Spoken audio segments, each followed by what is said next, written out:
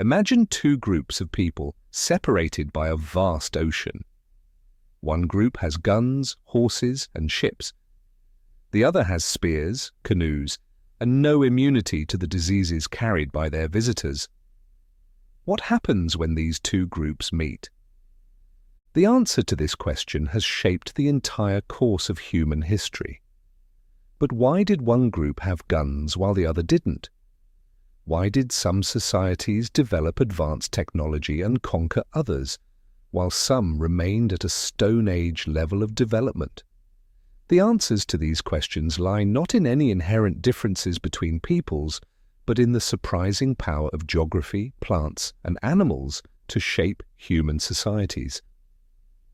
Welcome to CEO's Library, the 1% Bookshelf, the podcast where we dive into the books that have shaped the minds of industry leaders and innovators.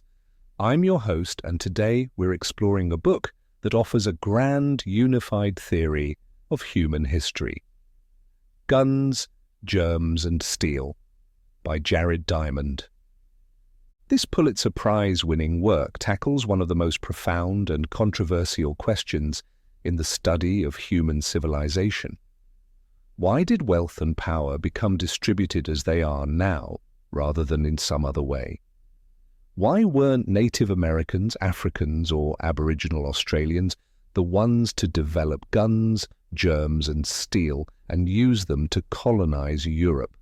Jared Diamond, a professor of geography and physiology at UCLA, spent over 30 years conducting fieldwork in New Guinea.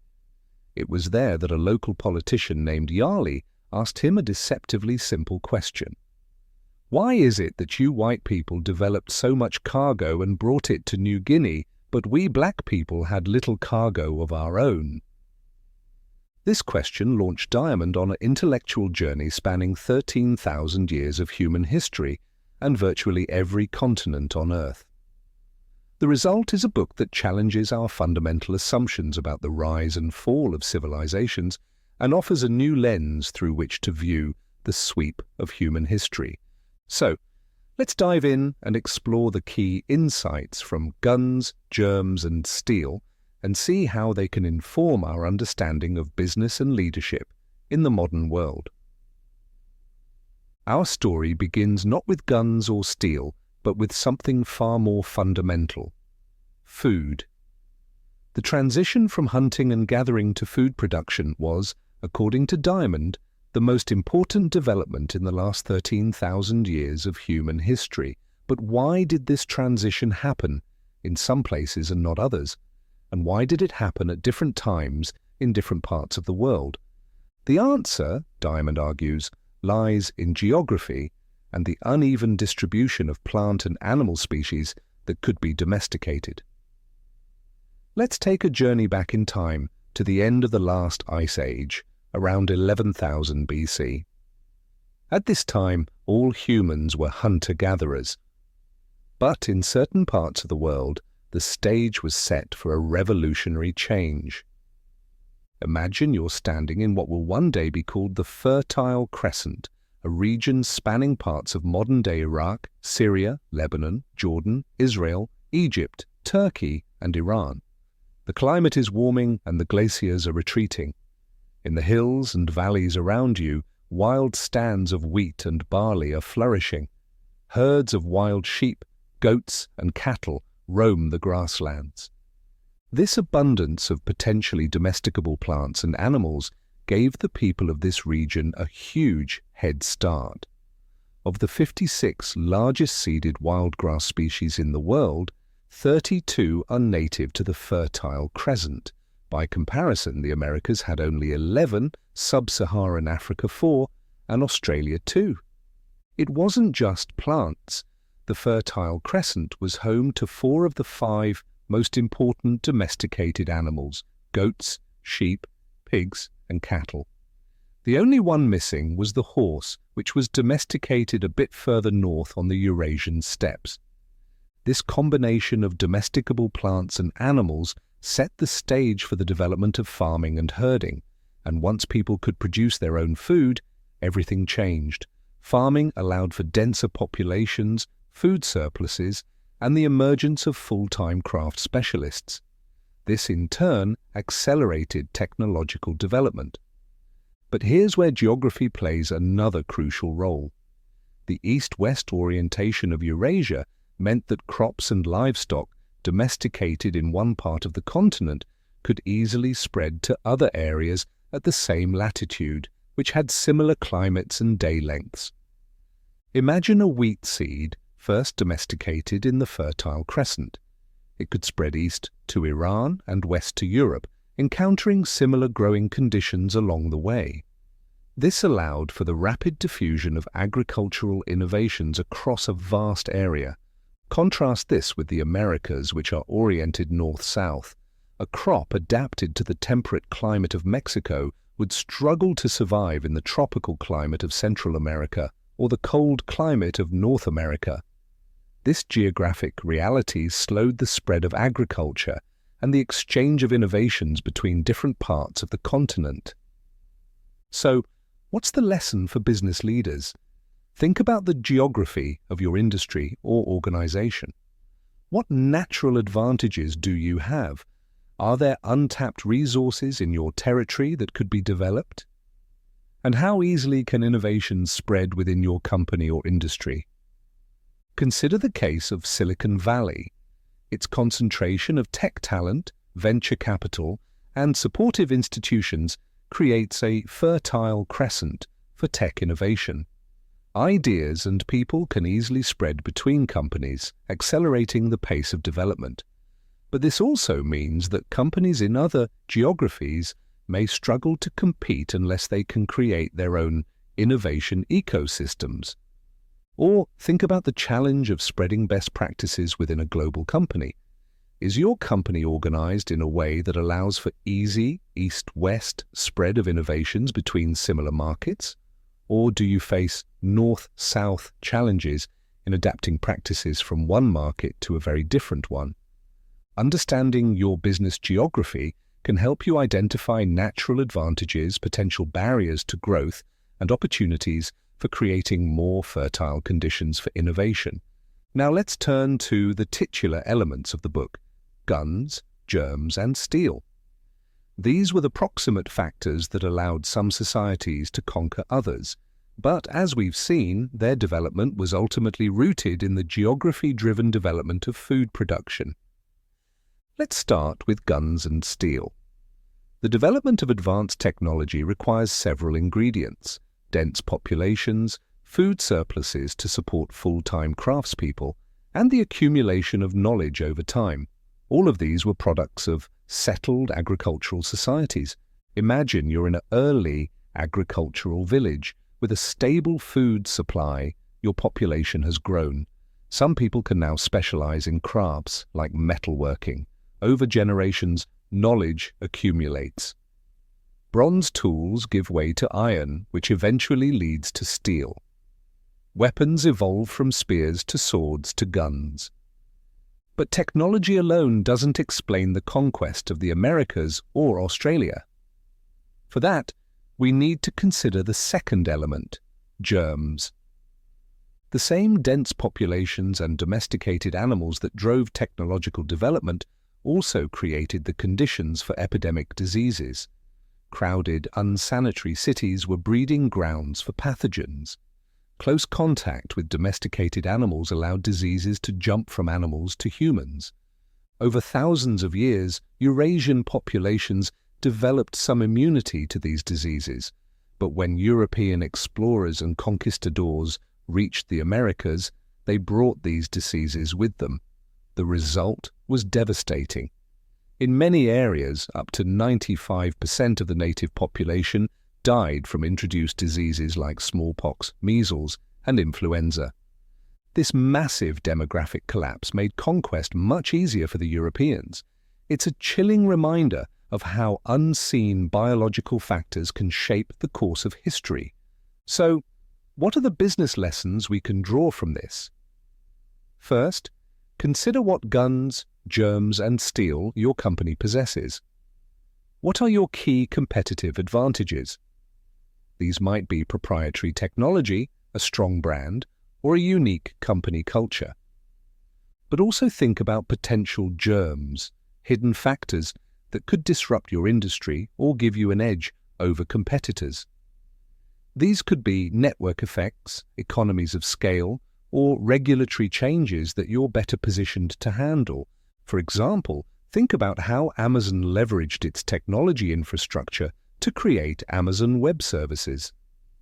This gun from its e-commerce arsenal became a powerful weapon in the cloud computing market. Or consider how Apple's ecosystem of devices and services acts like a germ, creating switching costs that keep customers loyal. On the flip side, be aware of potential germs that could harm your business. These might be disruptive technologies, changing consumer behaviors, or economic shifts. Just as Native American populations were vulnerable to Eurasian diseases, your business could be vulnerable to disruptions you've never encountered before. The key is to continuously adapt and evolve. In the biological world, this happens through genetic mutation and natural selection. In business, it happens through innovation and market selection. Are you fostering the kind of environment where beneficial mutations in your products, services, or business model can emerge and thrive? Now let's turn to the final piece of Diamond's argument, the development of writing and centralized government. These elements were crucial in allowing societies to grow beyond the tribal level and to accumulate and transmit knowledge over time. As agricultural societies grew larger and more complex, they faced new challenges. How do you organize thousands or millions of people? How do you keep track of surplus food and goods? How do you transmit knowledge from one generation to the next? The answer to these challenges was writing. The earliest writing systems, like Sumerian cuneiform, were developed to keep track of economic transactions. Who owed what to whom? How much grain was stored in the temple granaries? Over time, writing evolved to record laws, histories, and scientific knowledge. Centralized governments arose to manage these increasingly complex societies. With food surpluses, it became possible to support a class of full-time bureaucrats and rulers.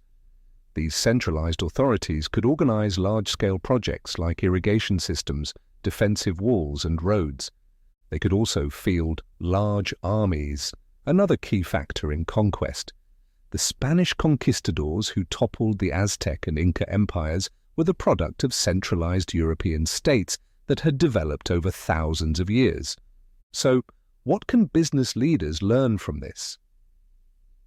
First, consider the importance of institutional knowledge in your organization. How effectively do you capture and transmit critical information? Many companies struggle with knowledge management, essentially reinventing the wheel over and over because they lack effective systems for preserving and sharing insights.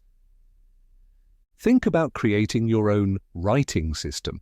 Not literally, of course, but a systematic way of recording and sharing knowledge within your organization. This could be through wikis, regular knowledge-sharing sessions, or mentoring programs. The goal is to ensure that valuable insights don't leave when employees do. The development of centralized government also offers lessons for organizational structure. As companies grow, they often struggle with the balance between centralized control and decentralized autonomy. Too much centralization can lead to sluggish decision-making and a lack of innovation. Too little can result in chaos and inefficiency. The most successful organizations find ways to combine the benefits of centralization, like economies of scale and consistent standards, with the advantages of decentralization, such as local responsiveness and innovation. For example, the Spotify model of organizing software development teams aims to provide a structure that allows for both alignment through centralized chapters of functional specialists and autonomy through cross-functional squads focused on specific product areas. Remember, the goal of organizational structure should be to facilitate the flow of information and decision-making in a way that best serves your company's mission. Just as early states had to evolve governance structures to manage increasing complexity, growing companies need to continually refine their organizational approach. As we wrap up our exploration of guns, germs, and steel, let's recap the key insights and their implications for business leaders. First, we saw how geography shaped the development of food production, which in turn drove population growth, technological development, and societal complexity. The lesson here is to understand the geography of your business. What natural advantages do you have, and how can you leverage them? Second, we explored how the development of guns, germs, and steel allowed some societies to dominate others.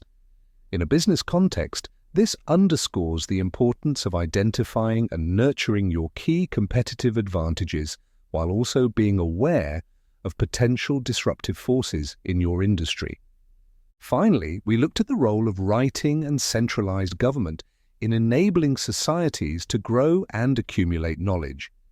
This highlights the critical importance of knowledge management and organizational structure in business success.